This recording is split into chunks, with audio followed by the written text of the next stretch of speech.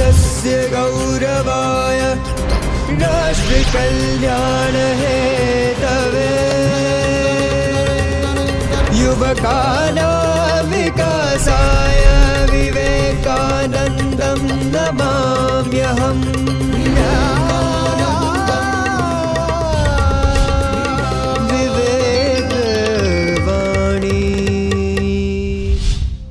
સ્વામી વિવેકાનંદ કહે છે કે સ્ત્રીઓ જગદંબાની જીવંત મૂર્તિ સમાન છે.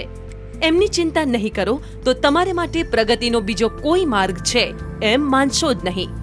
જે કુટુંબ કે દેશમાં સ્ત્રીઓ માટે ચિંતા નથી, જ્યાં તેઓ દુઃખમાં રહે છે, તે કુટુંબ કે દેશ માટે ઉન્નતિની કશી આશા નથી. આ કારણે જ સ્ત્રીઓની ચિંતા કરવાની જરૂર છે. એ તંદુરસ્ત થશે તો જ સમાજ અને દેશ શક્તિશાળી બનશે. વિવેક વિચાર કે સ્વામીજી વારંવાર કહેતા કે મારે મન શક્તિનો સાચો ઉપાસક એ છે. સ્ત્રીઓ કે જે શક્તિની સાક્ષાત જીવંત મૂર્તિઓ છે, એને જો સન્માન આપે, એને જો પ્રતિષ્ઠા આપે, તો એ મારે મન શક્તિના સાચા ઉપાસક છે. એ વિવેકાનંદજીના વિચારોને પગલે પગલે આપણા મુખ્યમંત્રી શ્રીનું ખૂબ જ મોટું અચીવમેન્ટ કહી શકાય. જે આટલા 10 વર્ષથી એમનું જે ખૂબ મોટું મિશન હતું, એ ખૂબ જ હાંસલ થયેલું કહી શકાય. વિવેક મંત્ર. સરકાર એવું કામ કરી રહી છે કે જેમાં ગુજરાતની આવતી કાલ ઉજળી બને. આજે જો બાળક સમૃદ્ધ હશે તો આવતી કાલનું ગુજરાત સમૃદ્ધ બનવાનું. અને તેથી અમે શક્તિ કેન્દ્રિત કરી છે. આમાં સરકાર એક યોજના ચલાવે છે, ચિરંજીવી યોજના.